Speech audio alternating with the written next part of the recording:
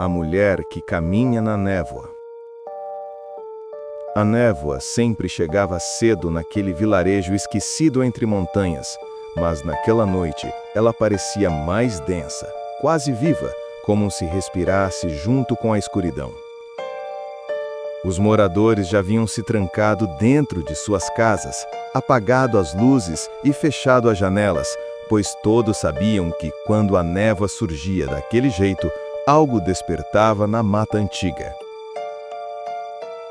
Entre os mais velhos, corria a lenda de uma mulher que fora vista apenas algumas vezes na beira da estrada, sempre envolta por um silêncio absoluto. Chamavam-na a sussurrante da névoa. Diziam que ela não andava, apenas deslizava, como se não tocasse o chão, e que onde quer que passasse, o ar ficava gelado o suficiente para fazer o vidro trincar. Ninguém sabia ao certo quem ela havia sido em vida, mas todos concordavam em um detalhe: ela procurava alguém. As pessoas evitavam falar sobre isso porque apenas mencionar seu nome parecia puxar a atenção dela, como se a criatura escutasse tudo dentro da névoa branca. Numa noite de lua encoberta, um grupo de jovens decidiu desafiar a superstição e caminhar até a velha estrada, munidos apenas de lanternas e coragem imprudente. A estrada ficava completamente silenciosa naquela hora. Nem grilos, nem vento, nem passos, nada. Era como se o mundo inteiro prendesse a respiração. Os jovens riam nervosos e cada risada ecoava, estranhamente, como se fosse repetida por alguém escondido dentro da névoa branca. Um deles parou de repente. Ele jurou ter ouvido sussurros bem atrás de si, apesar de o grupo estar andando junto. Os outros zombaram dele, mas antes que pudessem continuar, a névoa se abriu lentamente, revelando uma figura feminina parada no meio da estrada. Seu rosto estava coberto por um véu rasgado e seus cabelos longos balançavam sem vento algum. Ninguém conseguia ver seus olhos, mas era impossível não sentir o peso do olhar dela. A figura estendeu um braço magro na direção deles e um sussurro quase inaudível escapou debaixo do véu. Todos congelaram. O som parecia vir de todos os lados, como se a própria névoa estivesse falando. A figura deu um passo, ou o que pareceria um passo, já que seus pés não tocavam o chão, e algo mudou no ar. Um frio cortante fez as lanternas piscarem e as baterias começaram a morrer uma a uma. Os jovens tentaram correr, mas parecia que quanto mais se moviam, mais a estrada se alongava, como se estivessem presos dentro de um espaço que não obedecia às regras normais. Atrás deles, o sussurro aumentava, ficando mais nítido, quase como se a figura repetisse seus nomes.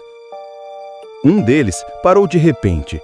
Ele jurou ter ouvido sussurros bem atrás de si, apesar de o grupo estar andando junto.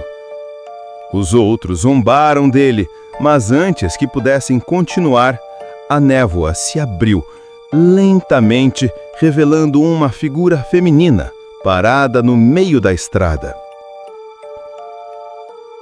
Seu rosto estava coberto por um véu rasgado e seus cabelos longos balançavam sem vento algum.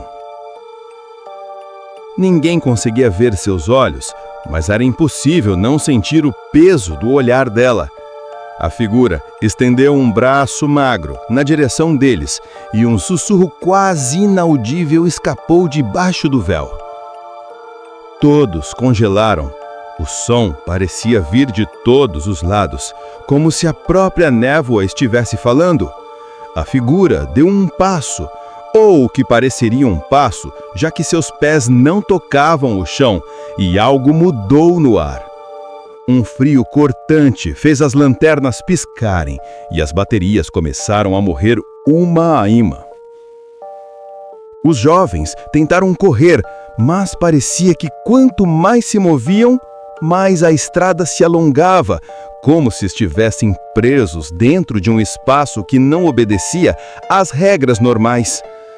Atrás deles, o sussurro aumentava, ficando mais nítido, quase como se a figura repetisse seus nomes. Um deles caiu e gritou por ajuda, mas o som de seu pedido simplesmente desapareceu, engolido pela névoa antes mesmo de chegar aos amigos.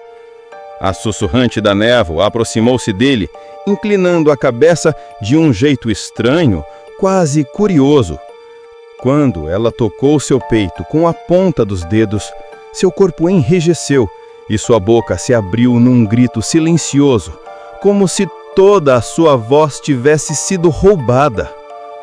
Os outros, aterrorizados, conseguiram finalmente escapar da névoa densa e correram até o vilarejo, trancando-se dentro da primeira casa que encontraram. Ninguém dormiu naquela noite. Do lado de fora, podiam ouvir um leve arranhar nas paredes, como unhas percorrendo a madeira.